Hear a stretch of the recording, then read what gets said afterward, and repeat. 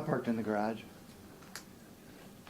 It's like $20 after 30 minutes. So let's make this a short press conference. Parking has gotten so crazy now. It's like $3 for 30 minutes, and then after 30 minutes, it's $20. I'm like, it's pouring down rain, and I don't know how far I'm gonna have to walk. Parking in the garage across from the convention center for the combine. It's $38. I couldn't believe, like, I mean, every single place downtown all weekends charging like $20, even when you're like, you know, 4 or 5 blocks away from The mall is Gamebridge or Lucas Oil. I'm like, for Monster Jam, it's like $20. Come on. I get it if you're right next door, but Yeah, the mall was 30. So I don't come downtown. You have theater tickets on Saturdays. That is when you park somewhere off and then take an Uber. Right on Scooter down the middle of the street? Yeah. I'm a meter on Virginia Street. $3. Oh, yeah. Oh, yeah. I like It's to $2.50. Or I walk. Yeah, that's what. bring out here a little bit. Well, it definitely won't be in somebody's way. You don't have much more to get. Well, I was gonna say, I can get this far and stay at everybody's shot.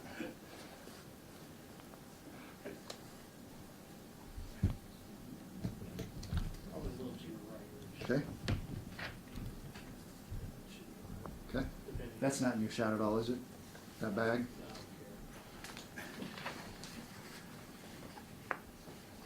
Only see that. I don't care.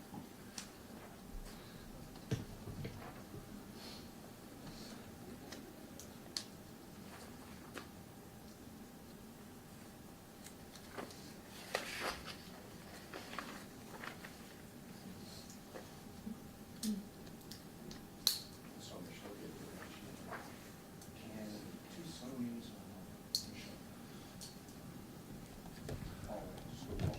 So, I've got this is my, the reason why I didn't do this, yeah. There's a lot of issues that I'm still figuring out. It was nice when we came in, when you go from stills to video, you automatically turn on, my automatic, when I turn it off, so you have these batteries. So I can do this here. The one that I got. There's 2 of them. I don't have that yet. It's not, it's like $400. So now, yeah, they're on back order. Oh. We have the also like this one that goes on top that has all like the line and Yeah. plug-ins and stuff. But Which is probably going to you actually. yeah. Oh, man, it's 6 years old. Somebody brought them. I think we have one on the master, so. Figuring out stuff until we have one. Somehow carry 2 different systems. I think she was shooting with 2 different systems. Yeah, you can. It's amazing. It's my Sony stuff came like a Tuesday. 10 o'clock. By 11 o'clock, and my cameras are all back. Yeah. I can't do it. This shoots good, that's it. I can't. These are like cheating. Hmm? It's cheating. Cheating? Yeah. See what you did. Yeah. Crazy. Don't you go and do like words or something? Like slow versions.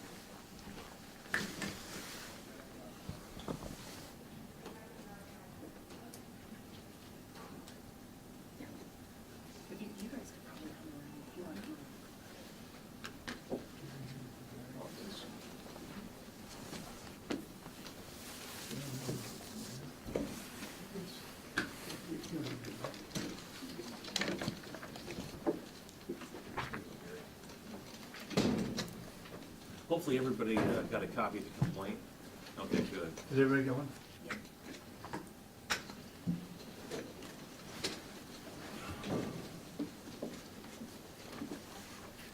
Who's gonna tell me when we're ready? Ready. Well, listen, my name is Mel Hewitt. I'm from Atlanta, and I'm one of the lawyers representing the families of a number of the victims that were killed last April 15th at the FedEx Ground facility off Maryville Road. I appreciate everybody being here. We do have a couple of members of the family here that we're representing. They all couldn't be here today.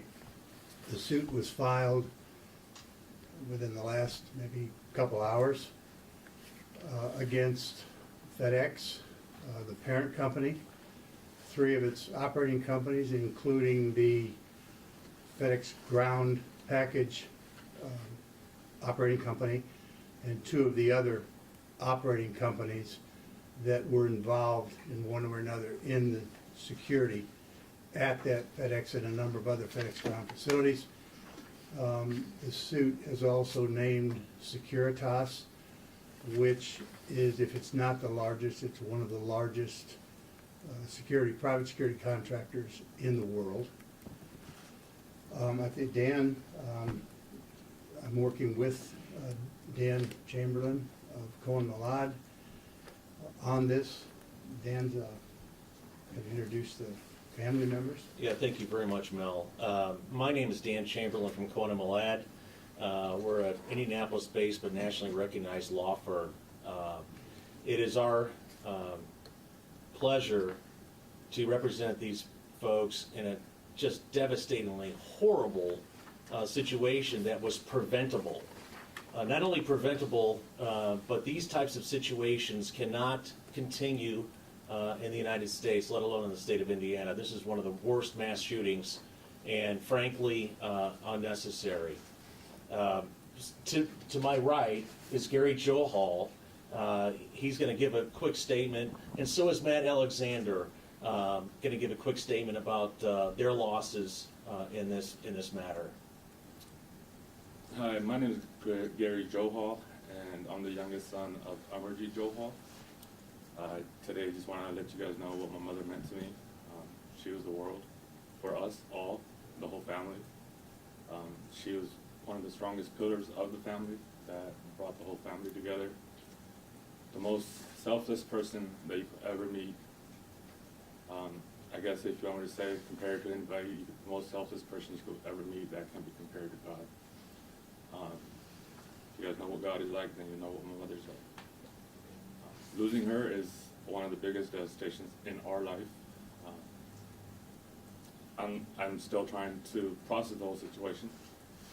The only thing I keep processing is the fact that this whole situation was preventable. Multiple parties that need to be held accountable, and we want to see them held accountable so this doesn't happen again, especially with a corporation that has been through this multiple times, and it doesn't seem like they care. They still don't care. So we need some justice. We need to see that this doesn't happen again. I should thank you, Gary. I should also explain that this is not the first shooting at FedEx. Mr. Hewitt is from Atlanta, Georgia, and Mel has prosecuted the claims against FedEx for another mass shooting. If you could just explain a little bit about what that case was all about. Fortunately, no one was killed in the Kennesaw mass shooting several years ago, and I had the privilege of representing several of the people who were shot there. That was also another FedEx Ground package facility. So FedEx has been put on notice that, frankly, this is something that is preventable and, frankly, should never have ever occurred. And had they followed their own policies and procedures, this would never have occurred. Next up is Matt Alexander. His daughter was killed in the shooting. And Matt, if you could just say a little bit about what you're doing. This has been extremely traumatic for my entire family, especially for Carly's brothers and younger sister. the fact that this even took place is a detrimental blow to her friends, her family. It's an ongoing process for me to try to comprehend, because no one should ever have to bury their child. But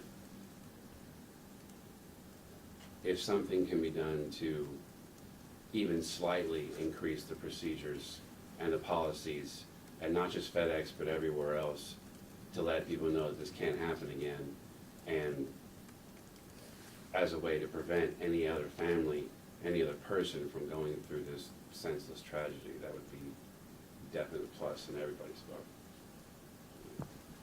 Thanks, Matt. I think everybody has a copy of the suit. I think everybody, we're local, so everybody understands what happened last April. It's our position.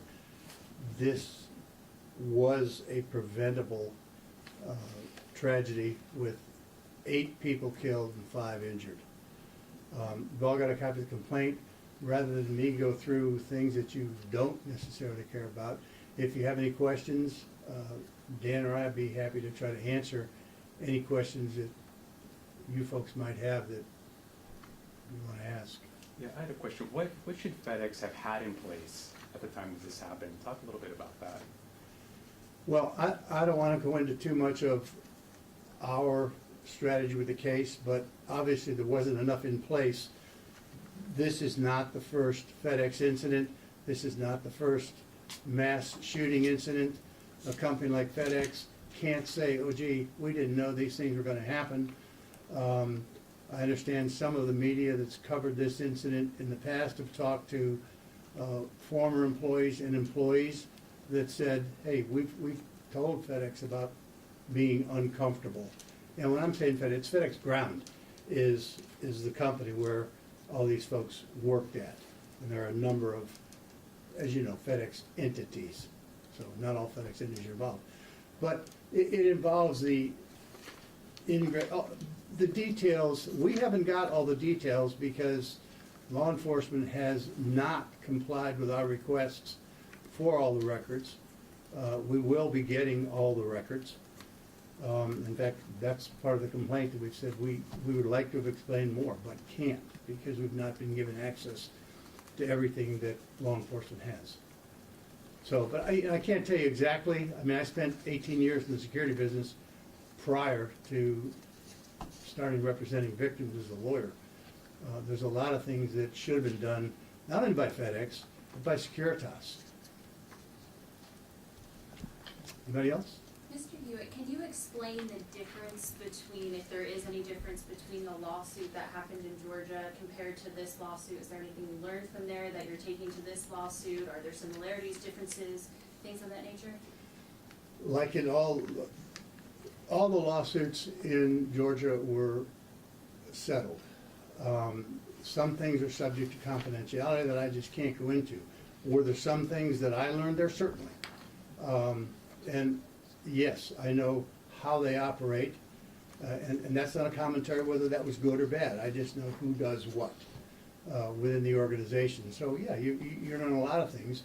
There, thankfully, nobody was killed.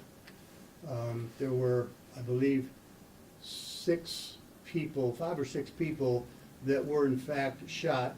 The similarity is, as is the similarity in a lot of these active shooter mass shooting events, it's a former employee.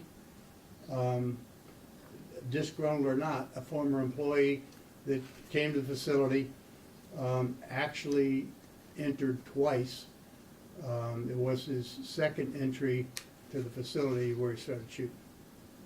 Will you be using that case in your argument, this case, trying to prove that they knew something this would happen?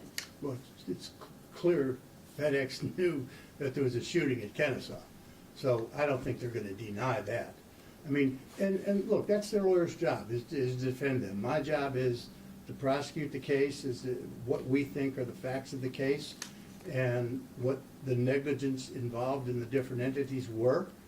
And certainly it's FedEx's job to say, oh no, it's not our fault. If we didn't believe sincerely in this case and the flaws in what happened that led to this what we consider to be a clearly preventable tragedy, we wouldn't be here. Were all of the victims given the opportunity to join this suit? Well, I don't know. If you're asking if we chased an ambulance, the answer is no. We didn't seek out anyone. We were sought out and talked to those people. We did not go contact people that didn't contact us. Does that answer your question? To a certain degree. Okay. So, Matt, perhaps you can help enlighten us then, as fellow victims' families, if I can put it that way. You guys found each other and rallied together to try to do something about this? A separate party had reached out to me, and I had contacted Mel, and just kind of went from there.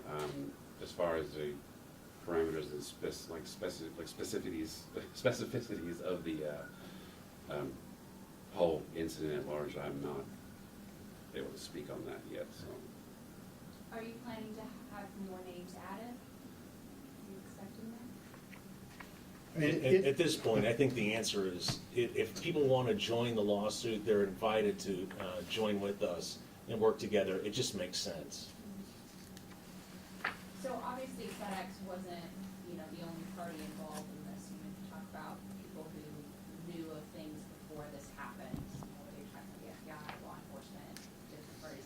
Could we expect additional lawsuits to come out of the work? Is what you're talking about the red flag law? It doesn't have to be necessarily the red flag law, but I don't know if there were specific individuals. There will not be a lawsuit that will be brought against the city of Indianapolis, Marion County, or the prosecutor's office. That simply will not happen. By us. We don't know what anybody Somebody else else is may gonna do it, but we are not going to do that. Ours is limited to the FedEx operating companies, the parent corporation, and Securitas at this time.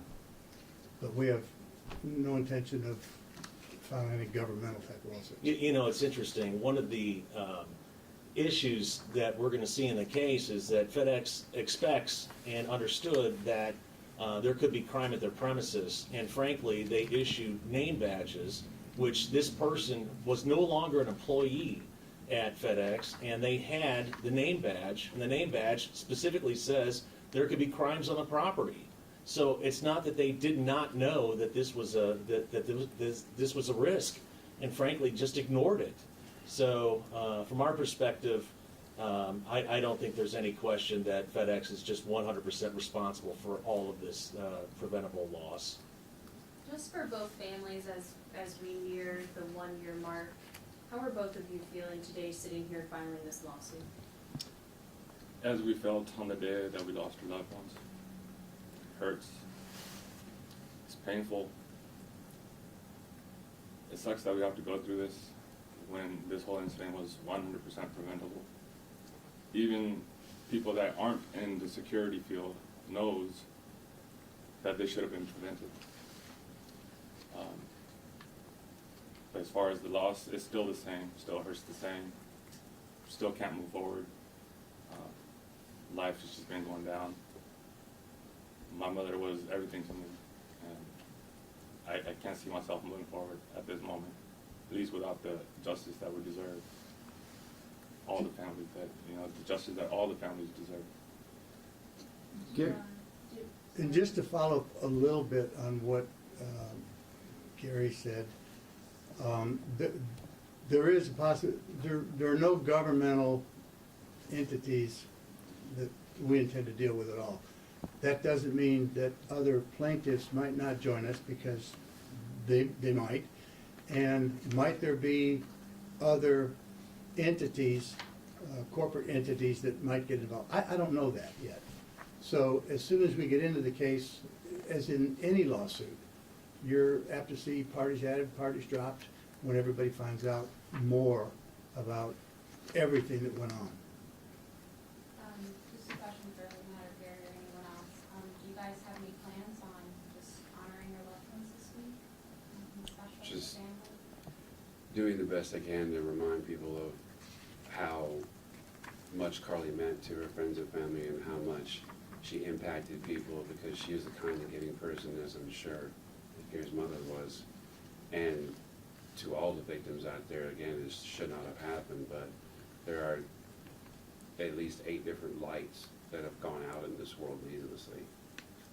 And that could have been prevented, so we want to make sure that that doesn't happen to anybody else. But personally, this is a never-ending struggle. This will not stop.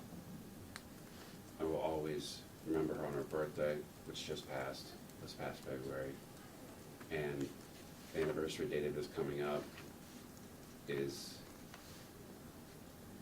no easy situation to deal with either. Gary, do you feel qualified at all to speak about the impact on the Sikh community and maybe the connection you've made, unfortunately, with these other families that lost someone? And do you have any ongoing concern that there might have been a targeted hate crime here at all? We don't believe it was a targeted hate crime, because obviously there's 4 non-Sikh members that passed away that day, and 4 Sikh members that were killed that day. So, I mean, if you look at those details, if anybody's sitting there saying this was a hate crime, I'd say they'd be wrong. But to extent, he must have some kind of hate in his heart. Whether if it was targeted toward a certain group, I wouldn't say that.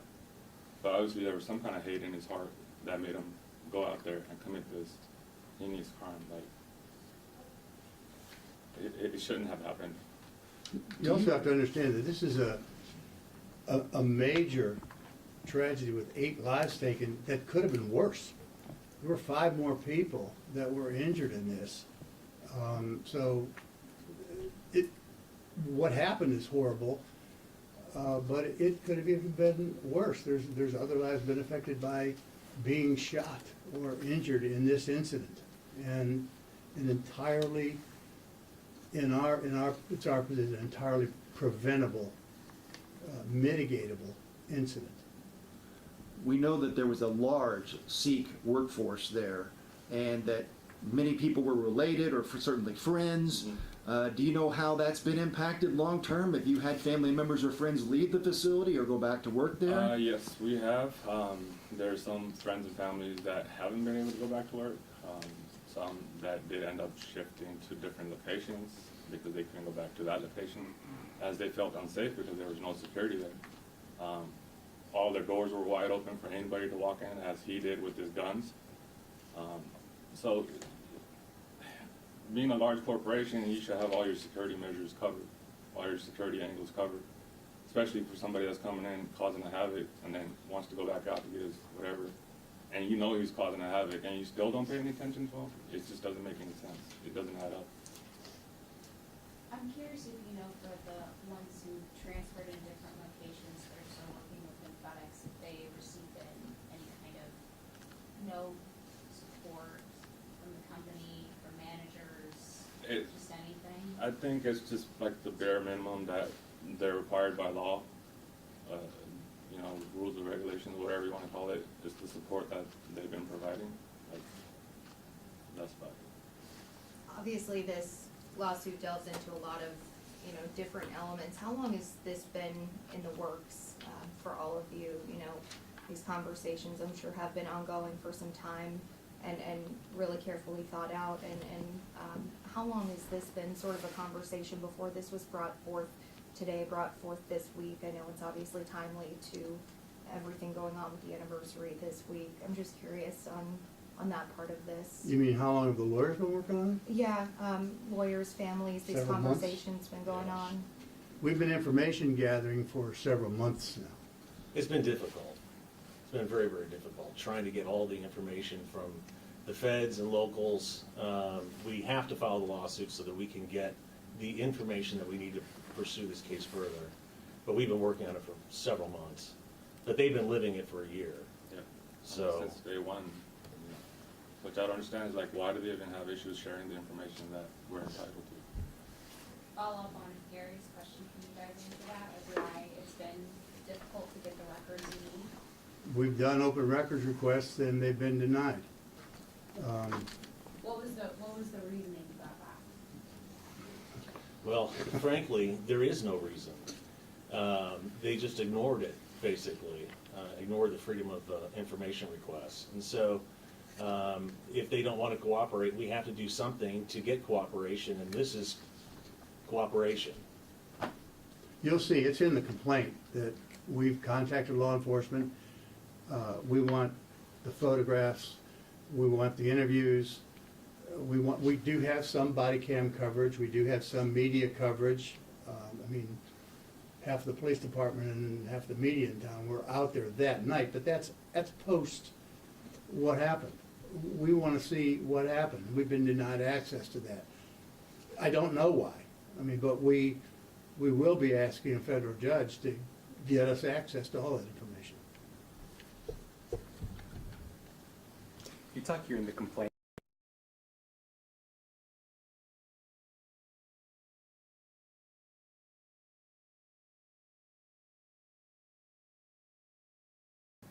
Several of the victims that have gotten that, who were there that night, who talked to not only FedEx people, but police department people, and with one another.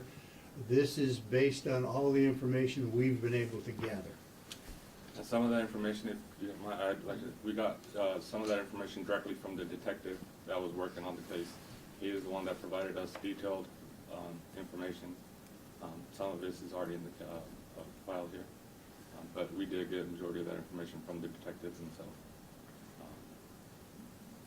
What would be justice? What do you seek in terms of justice here? The justice for, personally, I know this is more maybe how Gary feels as well, the prevention of this happening in a future date at a future facility, whether it's FedEx or not.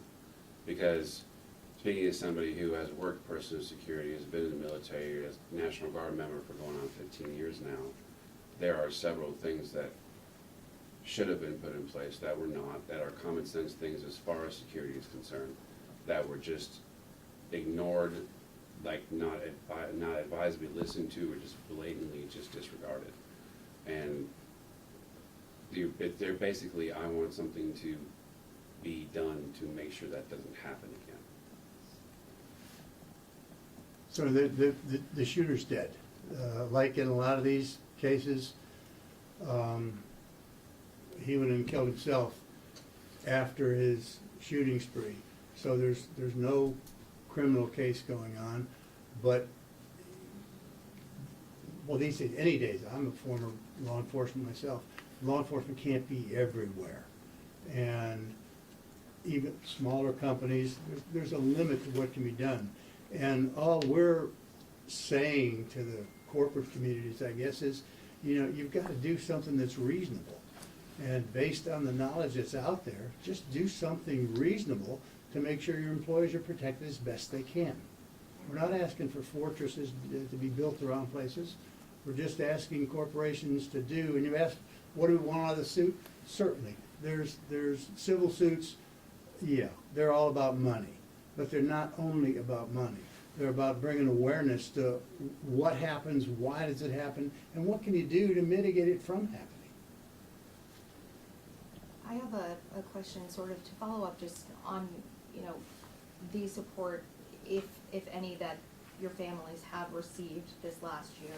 I know FedEx launched that Victims Compensation Fund after all of this happened. Have your families received support from that after all of this happened? You know, I know there was a huge, Just one little correction. sure, FedEx did not initiate that. That was done as part of an adjunct from the National Center for Victims of Crime. They're the ones that roll that out. And yes, as I happen to be the chair of the National Center as well.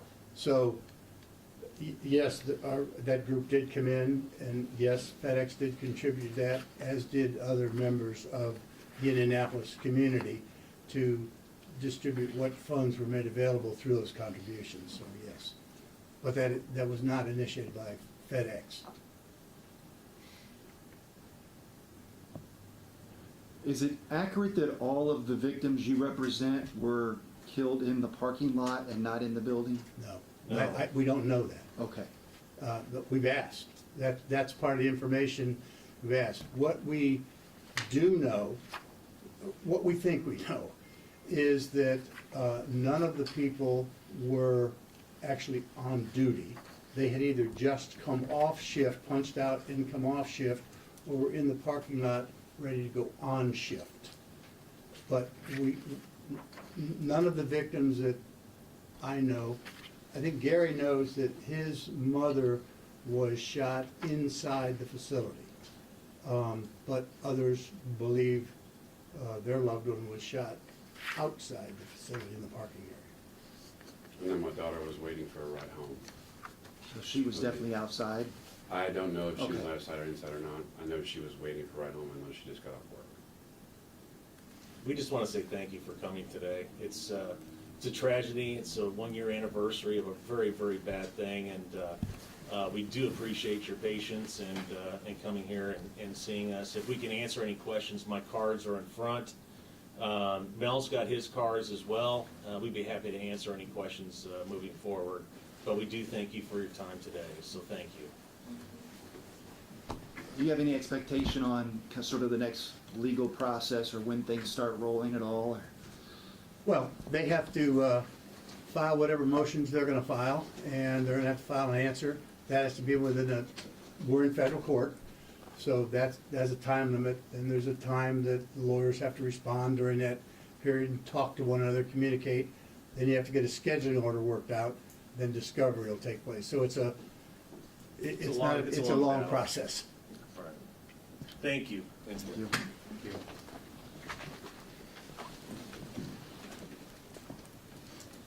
And I don't usually even carry these, but if anybody wants to talk to me in Atlanta, or if they know anybody wants to talk to me in Atlanta, here you go. Mr. Hewitt, could you Yes. spell Gary's last name, is it still the same? Gary's last name? Yeah, yeah. Okay, because in the complaint, you'll see it's Gurinder, but that's, I just wanna make sure. yeah, Johal. And if you didn't get a copy of the complaint, we'll make sure you get one. Oh, you do? Okay. Yeah. Hopefully, there's no typos in here. Yeah. And Matt, do you have two T's in your name? Yes.